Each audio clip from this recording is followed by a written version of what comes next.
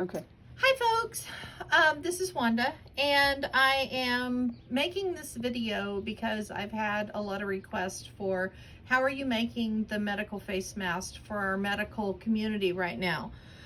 So I'm going to show you what I'm doing. It's really very simple, goes quickly, can be made with really scraps. So here we go. If you have questions, you can feel free to contact me either at the shop or via email, and I'll give you all that as we go.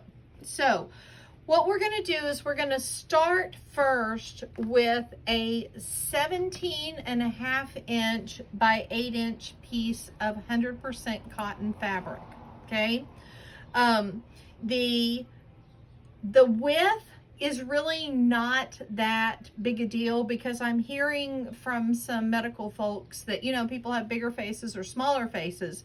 And although these masks that we're making should be very adjustable, if that fabric is 9 inches wide or if it's 7.5 inches wide, it's not going to be that big a deal. It's going to be, it'll fit and be usable by someone. Okay.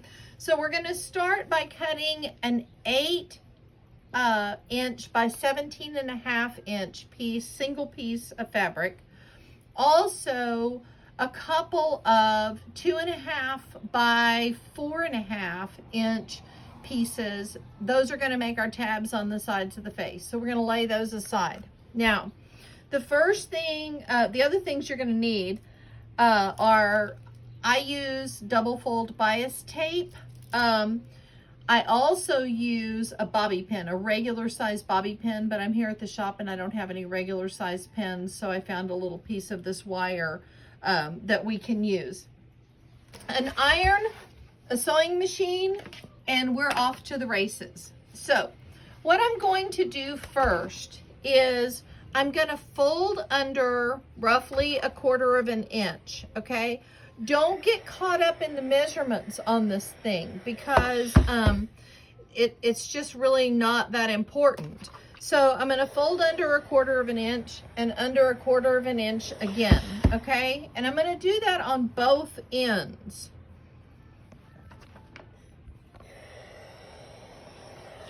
Okay, like so. One of the cool things about the type of mask that we're making is that when it's all said and done, a person can put a disposable coffee filter into this mask and make it a little bit more filtering. So, okay. So then what you're going to do, and you'll notice I have funky green thread on this machine because I want you to be able to see what I'm doing instead of putting a dark blue thread on there and then you can't see where my thread is. So I'm just going to stitch down this 1/4 inch seam that I pressed down on both ends, okay?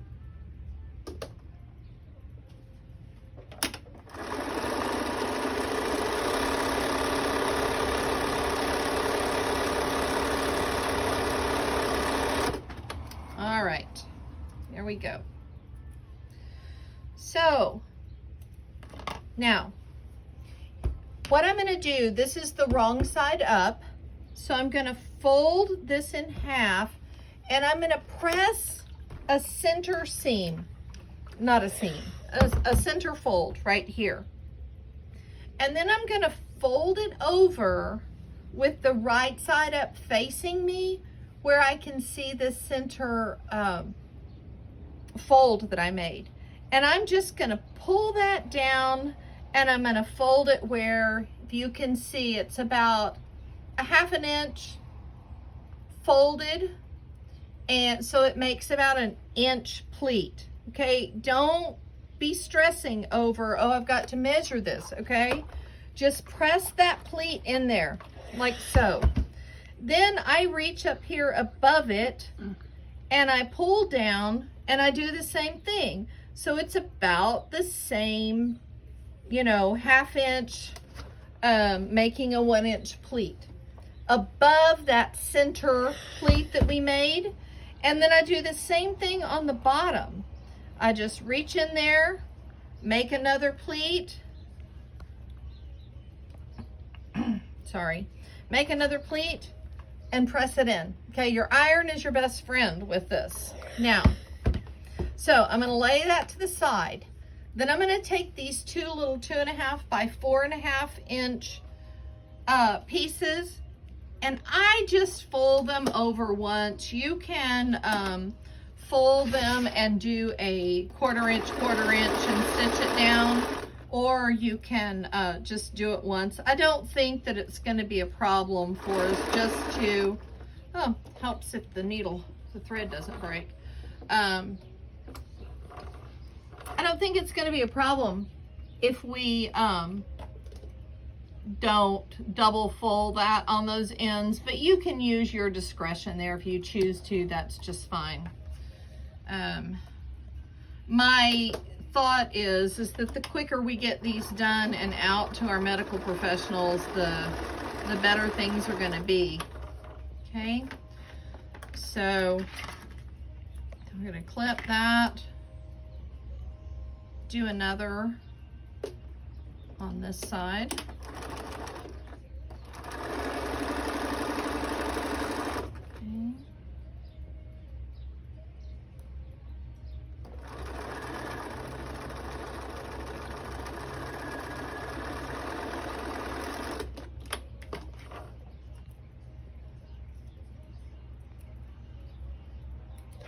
Okay, so here you can see that I've just turned the edges under on both ends, and now I'm going to fold them in half lengthwise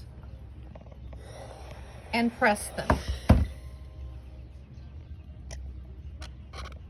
Okay, just like so. I'm going to move my wire out of the way. I'll probably lose it. All right. Then I'm going to take this folded with the raw edges out, the fold facing in, and I'm going to kind of center it across my pleats right here. Okay? Gosh, I should have brought some pins with me.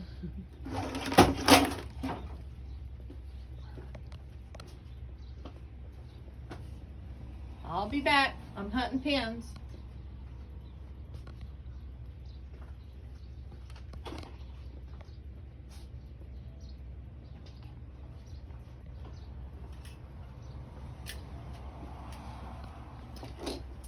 Okay, so, because you would think in a quilt shop that I would have pins everywhere. So what I'm going to do is I'm going to pin this in a couple of places, and I kind of pin through the top and the bottom pleat, and that holds them in. So once again, just kind of center it. Don't stress over exactly where it goes. As long as they're kind of lined up across, you should be fine.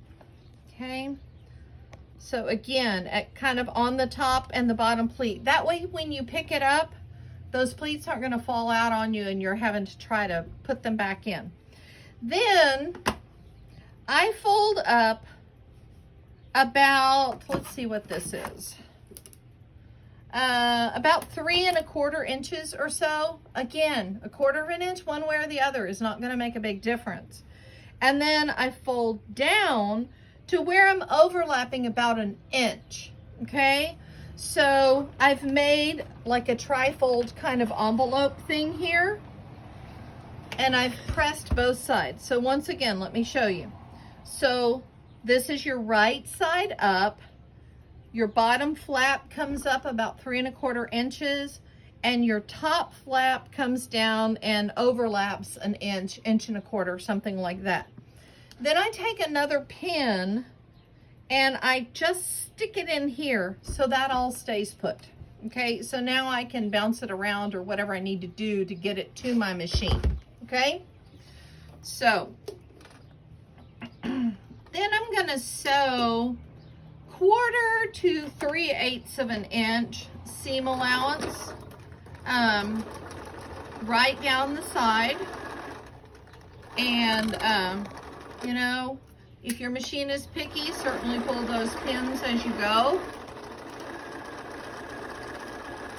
just like so.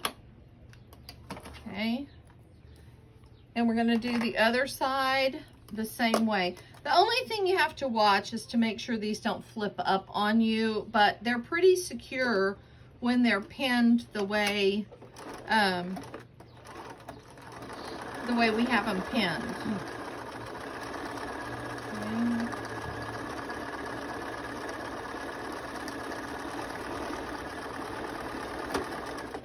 All right.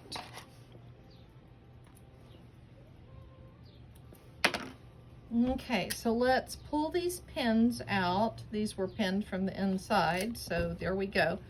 And we're just going to turn this now. Just turn it right side out, like so. Okay, I'll clean up all these threads.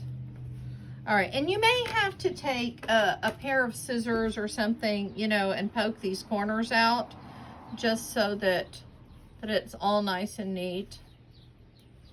Okay, lay it flat and give it a press. Okay, now here is where I use my bobby pin, and I take a regular bobby pin, not a great big one, and I flatten it out because I feel like that it is a, it's a good kind of stiff piece of wire that they can use and bend over the nose. So, but we're going to use what I have here at work. And I put it into the top fold up here of the mask, okay? And I just put a pin in it that will hold it up against the top fold, like so. And then I kind of have to feel, I have to thread my needle again. I don't know what her deal is today. And